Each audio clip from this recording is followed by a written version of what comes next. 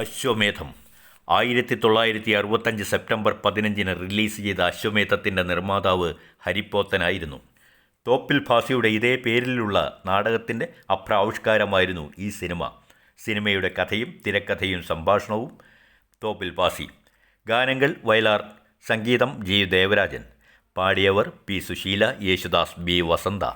ഒരിടത്ത് ജനനം ഒരിടത്തു മരണം, 7 സുന്ദര രാത്രികൾ എന്നീ ഗാനങ്ങൾ ഏറെ പ്രശസ്തമായി ഈ കാലഘട്ടത്തിൽ ഈ സിനിമയിൽ ഉണ്ടായിരുന്നു.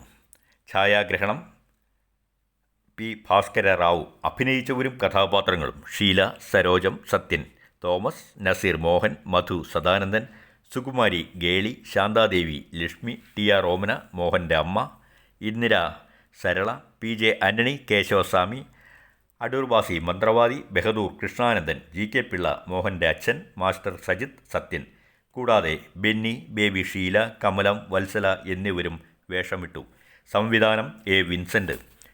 കഥ: ഒരു ഭക്തൻ്റെ വേഷമണിഞ്ഞ് നടക്കുന്ന കേശവസ്വാമി. സന്താന ഉൽപ്പാദനമാണ് മുഖ്യ തൊഴിൽ. കേശവസ്വാമിയുടെ ഭാര്യ ലക്ഷ്മി. അവരുടെ മൂത്ത മകളാണ് സരോജം. 9 പ്രസവിച്ചവളാണ് ലക്ഷ്മിയമ്മ. പക്ഷേ നിലവിൽ 4 പെണ്ണും 2 ആണും മാത്രമേ ഉള്ളൂ. ഇപ്പോൾ ലക്ഷ്മിയമ്മ വീണ്ടും ഗർഭം ധരിച്ചിരിക്കുന്നു. ഇക്കാലത്ത് മകൾ സരോജയും മോഹനനും തമ്മിൽ പ്രണയബദ്ധരായി. മോഹൻ സമ്പന്നവും പ്രതാപവുമുള്ള തറവാട്ടിലെ ഏകപുത്രനാണ്.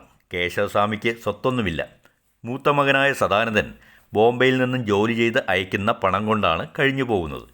കാൽ കാശിന് വകയില്ലാത്ത വീട്ടിലെ സരോജത്തെ മോഹൻ വിവാഹം ചെയ്യുന്നത് മോഹൻ്റെ വീട്ടുകാർ ശക്തമായി എതിർത്തു.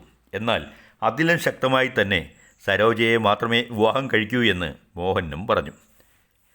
തുടർന്ന് മോഹൻ വിവാഹ തീയതി തീരുമാനിച്ച് സ്വന്തം പേരിൽ കല്യാണക്കത്ത് തയ്യാറാക്കി. അതോടെ മകൻ്റെ ആഗ്രഹത്തിന് വഴങ്ങുകയേ മോഹൻ്റെ രക്ഷകർത്താക്കൾക്ക് വഴിയുണ്ടായിരുന്നുള്ളൂ. എല്ലാവർക്കും സന്തോഷമായി. വിവാഹത്തിന് 7 ദിവസം മാത്രം ബാക്കി നിൽക്കെ സരോജത്തിൻ്റെ വീട്ടിലേക്ക് ഒരു ഹെൽത്ത് ഇൻസ്പെക്ടർ എത്തി. അയാൾ ഒരു കാര്യം പറഞ്ഞു: സരോജം കുഷ്ഠരോഗിയാണ്. സരോജം നടങ്ങിപ്പോയി. വിവാഹം മുടങ്ങി. അവൾ സ്വയം ലെപ്രസി സാനിറ്റോറിയത്തിലേക്ക് പോകാൻ തീരുമാനിച്ചു. മോഹൻ ആകെ തകർന്നു. കല്യാണപ്പന്തലിൽ ഉടുക്കുവാനുള്ള പുടവയുമായി ബോംബെയിൽ നിന്നെത്തിയ സഹോദരൻ വിഷമത്തിലായി. കേശവസ്വാമി ക്രിയകളും മന്ത്രവാദവും തുടങ്ങി. സഹായത്തിന് ഒരു മന്ത്രവാദിയും കൂടി. ലെപ്രസി സാനിറ്റോറിയത്തിൽ സരോജം എത്തി. ഒരു കാരാഗ്രഹം പോലെ. ഡോക്ടർ തോമസ് കുഷ്ഠരോഗത്തിനെതിരെ പ്രവർത്തിക്കുന്ന ഊർജ്ജസ്വലനും സേവന തൽപരനുമാണ്. അയാളുടെ സൊസൈറ്റിയിലേടിയായ ഭാര്യ ഗേളിക്ക് ഈ പ്രവർത്തനങ്ങളോട് വെറുപ്പാണ്. അതുകൊണ്ട് തന്നെ ഡോക്ടറുടെ കുടുംബ ജീവിതം അസ്വസ്ഥമാണ്. കുഷ്ഠരോഗികളിൽ പലരും ഡോക്ടർക്ക് എതിരായിരുന്നു. അവർ കുഷ്ഠരോഗം മാറില്ലെന്നും വിശ്വസിക്കുന്നു. അതുമാത്രമല്ല, മറ്റുള്ളവർക്ക് വരാതിരിക്കാൻ തങ്ങളെ തടവിലിട്ടിരിക്കുന്നു എന്നും അവർ കരുതി. അവരുടെ നേതാവായ ഗോവിന്ദൻ ഡോക്ടറെ കയ്യേറ്റം ചെയ്യാൻ വരെ എത്തി.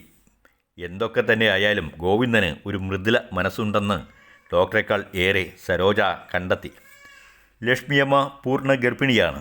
ബോംബെയിലുള്ള സദാനന്ദൻ തൻ്റെ 2ാമത്തെ അനുജത്തിയെ തൻ്റെ ചങ്ങാതിയെക്കൊണ്ട് വിവാഹം കഴിപ്പിക്കാനുള്ള തയ്യാറെടുപ്പിലും. അവളുടെ സഹോദരി കുഷ്ഠരോഗിയാണെന്ന യാഥാർത്ഥ്യം ചങ്ങാതിയോട് അയാൾ പറയാതിരിക്കാൻ ശ്രമിച്ചു. സരോജത്തിൻ്റെ രോഗം സുഖപ്പെട്ടു. അവൾ സന്തോഷവതിയായി.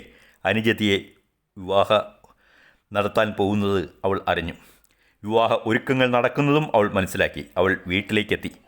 സരോജത്തിൻ്റെ അസുഖം ഭേദമായി എന്ന് വിശ്വസിക്കാൻ സദാനന്ദനോ കേശവസ്വാമിയോ തയ്യാറായില്ല. അമ്മ മാത്രം ഏറെ സങ്കടപ്പെട്ടു. കരഞ്ഞു. എന്നേക്കുമായി അവരുടെ കരച്ചിൽ അവസാനിക്കുകയും ചെയ്തു.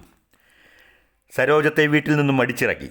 അവൾ മോഹൻ്റെ അടുത്തേക്ക് പോയി. പക്ഷേ അയാളും അവൾ പറഞ്ഞത് വിശ്വസിക്കാൻ തയ്യാറായില്ല. കുഷ്ഠം ഭേദപ്പെടില്ലെന്ന് അയാൾ കരുതി. അയാൾ അവളെ തിരസ്കരിച്ചു.